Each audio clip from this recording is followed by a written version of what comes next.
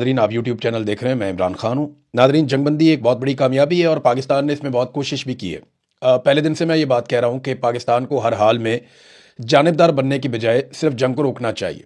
कल के दिन में पाकिस्तान में ये पैगामात भिजवाए गए, पाकिस्तान की मीडिया को मजबूर किया गया पाकिस्तान की एस्टेब्लिशमेंट की जानिब से कि वो एंटी ईरान बयानियाँ अब बनाएं, और ईरानी सहाफ़ियों को मीडिया पे लेने से भी मना किया गया। ऐसा लगता था कि कल पाकिस्तान की गवर्नमेंट और पाकिस्तान की एस्टेब्लिशमेंट बहुत मायूस हो चुकी है और वो ये फैसला कर चुके हैं कि अब उन्हें बिलाखिर वही करना पड़ेगा जिसके लिए उनको मजबूर किया जा रहा है। शहबाज शरीफ ने कहा था कि बेगर्स आर नॉट चूजर्स, वो बात ठीक है, लेकिन किस्मत की देवी मेहरबान हुई और अल्लाह ताला का शुक्र है कि दुनिया जंग से खात्मे की तरफ गई और उसमें डोनाल्ड ट्रंप बहुत बड़ी मुसीबत में फंस गया।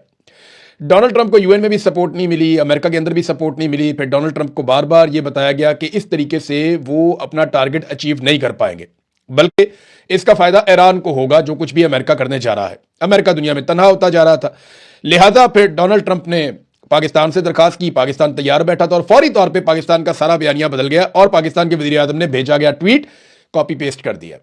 ये पाकिस्तान को बहुत बड़ी इज्जत मिल जाती, बल्कि मिली है पाकिस्तान को इज्जत। पाकिस्तान एक बड़ा इंपॉर्टेंट मुल्क है, पाकिस्तान की बड़ी अहमियत है। हम एक एटॉमिक पावर है, हमारे पास एक बड़ी फौज है, एक बड़ा मुल्क है जहां बहुत सारे वसाइल हैं। 25 करोड़ लोग पाकिस्तान में रहते हैं, कोई छोटा मोटा मुल्क नहीं है, एक बड़ा और तगड़ा मुल्क है। पूरी दुनिया में पाकिस्तानी शहरी रहते हैं, 1 करोड़ के करीब पाकिस्तानी पूरी दुनिया में फैले हुए हैं। तो हम एक आम मुल्क नहीं है, दुनिया के टॉप ममालिक में से एक मुल्क हमारा है। वो अलग बात है कि पाकिस्तान को आगे बढ़ने नहीं दिया गया, पाकिस्तान को कमजोर रखा गया, पाकिस्तान को लूटा गया, पाकिस्तान के वसाइल पे कब्जा किया गया और पाकिस्तान में मिलिट्री एस्टेब्लिशमेंट ने कभी स्टेबिलिटी भी नहीं आने दी। बहरहाल शहबाज शरीफ की कॉपी पेस्ट वाली हरकत ने कई किए किराए पे जो है वो पानी फेरा, मगर अच्छी बात यह है कि जंगबंदी हो गई। अब जंगबंदी हो गई है तो फौरी तौर पर पेट्रोलियम मसनूआत की कीमतें नीचे गई हैं। तो पहली उम्मीद तो यह है कि शहबाज शरीफ से कि पेट्रोलियम की जो कीमतों में पाकिस्तान में इन्होंने इजाफा किया था वो फिल फौर वो इजाफा वापस लिया जाए। लेकिन जब इजाफा किया था तो फौरन कर दिया था। हालांकि इन्हें बताया जा रहा था कि पुराना पेट्रोल अभी मार्केट में पड़ा हुआ है, अभी पाइपलाइन में पड़ा हुआ है, आपके पास बहुत सारा पेट्रोल मौजूद है, ये हरकत ना करें। तो इन्होंने कहा नहीं जी, हमने तो आइंदा भी तो खरीदना होता है, तो हम अभी महंगा करेंगे। इन्होंने पहले ही महंगा कर दिया। अब इसी तरह से जब पेट्रोल सस्ता हो रहा है आलमी मंडी में, तो इनको फौरी तौर पर सस्ता करना चाहिए। और याद रहे, इस पूरी जंग के दौरान कभी भी पेट्रोल उतना महंगा नहीं हुआ जितना महंगा इमरान खान साहब के दौरे हुकूमत में हो गया था। लेकिन इमरान खान के दौर में जब उन्होंने इक़्तिदार छोड़ा, तब भी जो पेट्रोल की हाईएस्ट प्राइस थी वो 150 रुपए फी लीटर थी। तो आज तो फिर 150 से नीचे जानी चाहिए, क्योंकि अभी तो उससे कम कीमत है पेट्रोलियम मसनूआत की और लगातार नीचे की तरफ जाएगी। तो ये पाकिस्तानियों को इसका बेनिफिट मिलना चाहिए, तभी पाकिस्तानी खुश होंगे और पाकिस्तानी इसको सेलिब्रेट करेंगे। भारत जंगबंदी हो गई। अमेरिका की जानिब से अलग अलग बयान आ रहे हैं कि किसका क्या किरदार था। पाकिस्तान के प्राइम मिनिस्टर ने दोस्त ममालिक का शुक्रिया भी अदा किया। तमाम लोग जिन्होंने इसमें मेहनत की उन सब का शुक्रिया अदा किया। सब एक दूसरे का मुबारकबाद दे रहे हैं, एक दूसरे का शुक्रिया अदा कर रहे हैं। लेकिन सबसे पहले जो शुक्रिया अदा किया जाना चाहिए वो पाकिस्तानी कौम का शुक्रिया अदा किया जाना चाहिए, जिसने पाकिस्तान की हुकूमत को और रजीम को मजबूर किया कि वो जानिबदारी के बजाय जंगबंदी की तरफ आगे बढ़े। ये पाकिस्तानी अवाम का शुक्रिया जो फिरका वारियत में फंसने की बजाय इकट्ठे होकर खड़े हो गए और इन्होंने हर किस्म के इख्तलाफात को पसे पुश्त डाला और जंगबंदी के लिए दबाव डाला पाकिस्तानी हुकूमत पे। और पाकिस्तान की हुकूमत इसकी कोशिश करती रही, जिसका क्रेडिट हुकूमत को मिलना चाहिए। अमेरिका से अलग अलग किस्म के बयान आ रहे हैं और यह भी दावा किया गया ट्रंप की जानिब से कि जो ईरान को राजी किया गया है वो चाइना की जानिब से राजी किया गया है। यानी अब यह कहा जा रहा है कि चीन भी इसमें एक गारंटी है, यानी चीन की जानिब से भी इसमें एक गारंटी शामिल है कि अब यह जंगबंदी जो है वो लंबी चलेगी और दोबारा लड़ाई नहीं होगी और जो ईरान के मुतालबात हैं उनके ऊपर गौर किया जाएगा और ईरान को बहुत कुछ इसमें मिल भी जाएगा। अमेरिकन बयान दे रहे हैं कि हम जीत गए हैं, हमने तबाही फेर दी है, हमने ईरान की सलाहियत खत्म कर दी है, अब वो कभी भी एटमी कुव्वत नहीं बन सकेगा। वो तो आयतुल्लाह अली खामनाई जब जिंदा थे तो उन्होंने ये फतवा दिया हुआ था कि ईरान कभी भी एटमी कुव्वत नहीं बनेगा। वो तो उन्होंने वैसे भी नहीं बनना था।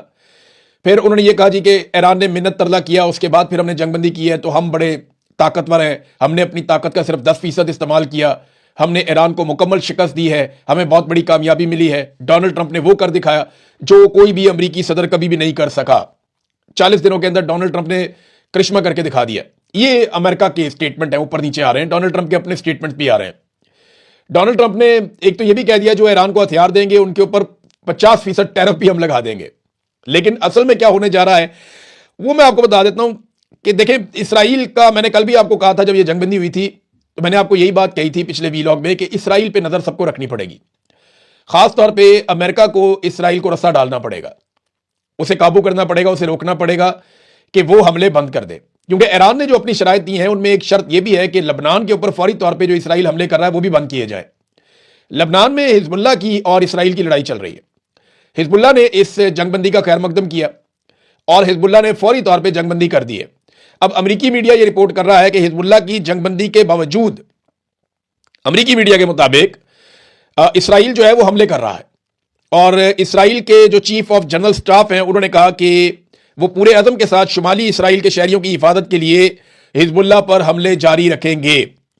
और इस वक्त इसराइल लबनान पे शदीद तरीन हमले कर रहा है और ये हमले बंद करना जंगी शराइत में शामिल था। अब अगर ये शर्त पूरी नहीं की जाती तो फिर ईरान की जो फारस न्यूज़ एजेंसी है उन्होंने एक दावा किया ईरानी मिलिट्री सोर्सेज की जानिब से कि इस पर ईरान अपने रद्दअमल की तैयारी कर रहा है कि अगर इसराइल बाज नहीं आता और वो लबनान के ऊपर या हिजबुल्लाह के ऊपर लगातार अपने हमले जारी रखता है शहरियों पर, तो फिर ईरान रिटेलिएट करेगा। देखिए, जंगबंदी के बाद भी धमाके होते रहे। कुवैत ने इसकी शिकायत की है, बहरीन ने की है, यूएई के अंदर शिकायत की गई है, ईरान के अंदर शिकायत की गई है। ईरान में एक और हमला किया गया और ईरान का एक जजीरा है जहां पे एक अटैक होता है। लवान ऑयल रिफाइनरी है, यहां पे अटैक होता है सीज फायर की अनाउंसमेंट के बावजूद ईरान पे। उसके बाद ईरान अटैक करता है, 2-3 मुल्कों में उसके ड्रोन जाते हैं, वहां जाकर हिट करते हैं। लेकिन देखिए, जंगबंदी जब होती है इतने बड़ी जंग के बाद तो इस तरह के इक्का दुक्का वाकयात होते हैं, इनको आप जंगबंदी की ऐसी खिलाफवर्जी नहीं कह सकते। लेकिन जो इस वक्त इसराइल पॉलिसी के तहत लबनान में कर रहा है वो बहुत खौफनाक है। उसको पूरा वेस्टर्न मीडिया रिपोर्ट कर रहा है और वो ये बता रहे हैं कि सैकड़ों लोग मुतासिर हुए हैं एक दिन में। यानी अब तक इसराइल ने लबनान पे कोई भी ऐसा खौफनाक हमला नहीं किया था जो हमला इसराइल ने लबनान पे अब कर दिया। इस हमले की शिद्दत इतनी ज्यादा है और इतना शदीद हमला है कि सैकड़ों शहरी जो है उनके बारे में बताया जा रहा है वो या तो शहीद हो गए हैं या जख्मी हो गए हैं और नुकसान का अंदाजा लगाने के लिए भी वहां जाना मुश्किल है क्योंकि बड़ी शदीद बमबारी इसराइल कर रहा है इस वक्त। ये लबनान से खबरें आ रही हैं। अब इसके ऊपर ईरान रद्दअमल देगा, अमेरिका को फौरी तौर पर इसराइल को रोकना पड़ेगा। अब नाज़रीन आ जाए आबनाए हुर्मुज़ पे। ये वो एक नुकता था जहां पे आगे सबके सींग फंस गए थे। अमेरिका की बड़ी बेइज्जती होती थी अगर आबनाए हुर्मुज़ नहीं खुलती। उधर ईरान जो है वो उसको जकड़ के बैठ गया था, हम इसको नहीं खोलते। अच्छा नाज़रीन, इसमें एक दावा किया जा रहा है कि अब ईरान यहां पे पैसा वसूल करेगा। ईरान यहां पे $1 फी बैरल लेगा और कोई कहते हैं इसके अलावा भी फीसें होंगी और ये पैसा ईरान अपने इंफ्रास्ट्रक्चर के ऊपर इस्तेमाल करेगा। तो ये सोने की एक चिड़िया है जो उनके हाथ लग गई है और उन्हें आइडिया हो गया कि यहां से वो पैसे कमा सकते हैं। एक मिसाल है ना कि कुब्बे को लात मारी, उसका कुब्बी निकल गया। तो ये ईरान को एक फायदा है। कुछ आलमी रिपोर्टें हैं वो ये दावा करती हैं कि ईरान यहां से $500 अरब का टूल इकट्ठा कर सकता है। अब ये बहुत बड़ी अमाउंट है और अगर इतना पैसा ईरान यहां से इकट्ठा कर सकता है तो ये तो ईरान की किस्मत बदल देगा ये पैसा, अगर तो वो ऐसा कर सकता है। और ये आलमी रिपोर्टें हैं, इंटरनेशनल मीडिया में छपी हैं। फाइनेंशियल टाइम्स जो है वो उन्होंने भी ये बात की है और दीगर अखबारात इस किस्म की बातें छाप रहे हैं। अब इसमें एक जर्नलिस्ट हैं जिनका नाम है जोनाथन कार्ल। उन्होंने डोनाल्ड ट्रंप से आज सुबह बात की और उन्होंने डोनाल्ड ट्रंप से पूछा कि क्या वो ईरानियों की जानिब से आबनाए हुर्मुज़ से गुजरने वाले तमाम बहरी जहाजों पर टोल यानी महसूल वसूल करने के फैसले पर मुत्तफिक हैं। तो उन्होंने मुझे बताया कि टोल वसूल करने के लिए अमेरिका और ईरान का एक मुश्तरका मंसूबा हो सकता है। यानी अमेरिका और ईरान मिलकर वहां से टोल वसूल कर सकते हैं कि अमेरिका भी इसमें से कमा ले, ईरान भी इसमें से कमा ले। तो अरब ममालिक को क्या मिला? बड़ा सवाल तो यह है। लेकिन चले पहले पूरा स्टेटमेंट आप देख लें। हम इसे एक मुश्तरका मंसूबे के तौर पर करने का सोच रहे हैं। यह इसे महफूज बनाने का एक तरीका है और बहुत से दूसरे लोगों से भी महफूज रखने का एक तरीका है। यह एक खूबसूरत चीज है। यह डोनाल्ड ट्रंप ने कहा। कल तक डोनाल्ड ट्रंप ईरान के साथ जंग लड़ रहा था, आज ईरान के साथ मिलकर पैसे कमाने की बात कर रहा है और ईरान को मुझे नहीं लगता कोई एतराज होना चाहिए। अगर तो वहां पे एक इंटरनेशनल मैकेनिज्म के तहत ईरान पैसे बनाता है और वो पैसे ईरान की इकोनॉमी में जाते हैं तो ईरान को क्या फर्क पड़ता है? $500 अरब की बात हो रही है। अगर इसमें से अमेरिका भी अपना हिस्सा ले जाए, ओमान भी अपना हिस्सा ले जाए तो एक बड़ा शेयर तो ईरान को मिल ही सकता है। अरब ममालिक के लिए मुसीबत बन गई। देखिए, अरब ममालिक जंगबंदी का तो खैर मकदम कर रहे हैं। वो ये कह रहे हैं जी बहुत अच्छी बात है, जंगबंदी हो गई और वो सबको सराह भी रहे हैं, सबका शुक्रिया भी अदा कर रहे हैं। डोनाल्ड ट्रंप का भी उन्होंने शुक्रिया अदा किया, पाकिस्तान का भी उन्होंने शुक्रिया अदा किया। लेकिन एक बात पे आके अरब ममालिक की भी सुई अड़ जाती है। सऊदी अरब की वजारत खारजा ने जो स्टेटमेंट दिया, उन्होंने कहा जी वो चाहते हैं कि आबनाए हुर्मुज़ अक़वाम मुत्तहिदा के कानून बराए समंदरी हदूद 1982 के तहत खुला रहे। यानी जैसे पहले आबनाए हुर्मुज़ खुली हुई थी बिल्कुल वैसे ही आबनाए हुर्मुज़ खुली रहे और किसी किस्म की बंदिश ना हो, कोई वहां पे टोल वसूल ना करे। ईरान ये कह रहा है कि जनाब हम इसको खोलेंगे जरूर, हमारा जब फ्रेमवर्क तैयार हो जाएगा, इत्तफाक राय हो जाएगा मुज़ाकरात के लिए अमेरिका के साथ, तो हम इसको जरूर खोलेंगे आबनाए हुर्मुज़ को। मगर ये ईरानी फौज के साथ कोऑर्डिनेशन की लाजमी शर्त के तहत होगा। यानी आपने हुर्मुज़ को 2 हफ्ते के लिए हम खोलेंगे, लेकिन शर्त क्या होगी कि ईरानी फौज के साथ ये सारा कोऑर्डिनेटेड होगा और ईरानी फौज की कोऑर्डिनेशन में ये आपने हुर्मुज़ खुलेगा। ऐसा नहीं है कि पहले की तरह ओपन हो जाएगा। वो ईरान ने पहले भी कहा था कि आपने हुर्मुज़ उस शक्ल में कभी वापस नहीं जाएगा जिस शक्ल में किसी दौर में हुआ करता था। ईरानी सदर का भी नाज़रीन एक स्टेटमेंट आया, ये स्टेटमेंट भी मैं आपको पढ़ के सुना देता हूं। ईरान के मतलूबा अवामी उसूलों की कबूलियत के साथ ये जंगबंदी हमारे अजीम शहीद कायद खामनाई के खून का समर और तमाम अवाम के मैदान में हाजिर रहने का नतीजा है। वो ये कह रहे हैं कि ये जो हमें कामयाबी मिली है ये हमारी शराइत पे मिली है और इसकी वजह आयतुल्लाह अली खामनाई की शहादत है, उनकी कुर्बानी है और अवाम का इकट्ठे रहना है। आज से भी हम इसी तरह एक दूसरे के साथ खड़े रहेंगे, चाहे वो सफारतकारी का मैदान हो, दिफा का महाज हो, गली कूचों का मंजर हो या खिदमत खलक का शोबा हो। और आखिर में उन्होंने एक नारा लिखा कि हमारा साथ होना ही फतह है। ये ईरान में ट्रेंड भी कर रहा है कि हमारा एक साथ होना हमारी फतह है। ये ईरानी सदर का स्टेटमेंट है और उन्होंने इसको कामयाबी करार दिया ईरानी अवाम की और ईरान की रेजिलियंस की। देखिए ये बात हमें माननी पड़ेगी। डोनाल्ड ट्रंप को मुज़ाकरात की टेबल पे जिस तरीके से आना पड़ा और ईरान की शराइत माननी पड़ी और पाकिस्तान को फेस सेविंग के लिए उसे राब्ता करना पड़ा। पाकिस्तान ने डोनाल्ड ट्रंप को फेस सेविंग ही देनी थी और देनी भी चाहिए थी, क्योंकि जंगबंदी में सबका भला था, सबसे ज्यादा पाकिस्तान का भला था। पाकिस्तान एक गरीब मुल्क है, हम एक बिला वजह की नई मुसीबत में हमें नहीं घिरना चाहिए था।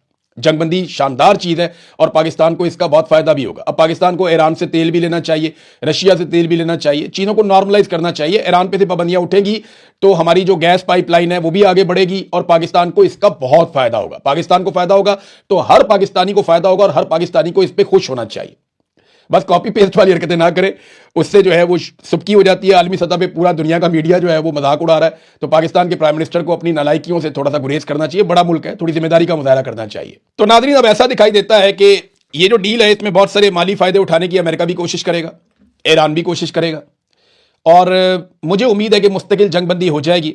लेकिन इसके लिए तमाम ममालिक को मिलकर इसराइल पर दबाव डालना पड़ेगा और उसे रोकना पड़ेगा कि वो गैर कानूनी जंगों से इज्तनाब करे। वो जो हमले कर रहा है अपने चारों तरफ, उन हमलों से उसको रोका जाए। अब अगर इसराइल नहीं रुकता ना, तो अमेरिका को चाहिए फिर 2-4 दिन जो है वो बीच में से निकल जाए और ईरान को इसराइल के साथ निमट लेने दे। तो 4 दिन के अंदर इसराइल की तबीयत मुझे लगता है ठीक हो जाएगी, क्योंकि वो अकेला कभी भी, ये राना सनाउल्लाह ने बात की थी, बात गलत नहीं की थी कि अगर अमेरिका बीच में से निकल जाए तो ईरान की 1.5 घंटे की खुराक है इसराइल। ये बात राना सनाउल्लाह ने बिल्कुल गलत नहीं की थी, वो बात उनकी ठीक है। और अगर वाकई में अमेरिका ये चाहता है कि इसराइल को कंट्रोल किया जाए, तो फिर एक आधे दिन के लिए इस लड़ाई में से बाहर निकल के ईरान को जरा फ्री हैंड दे दे तो इसराइल बात मानना शुरू हो जाएगा। ये बात ठीक है। देखिए ना, डोनाल्ड ट्रंप ने जो बात मान ही ली है ना, तो इसराइल भी मान ही लेगा। अब तक इतने अपना ख्याल रखिएगा, अपने चैनल का भी। अल्लाह हाफिज़।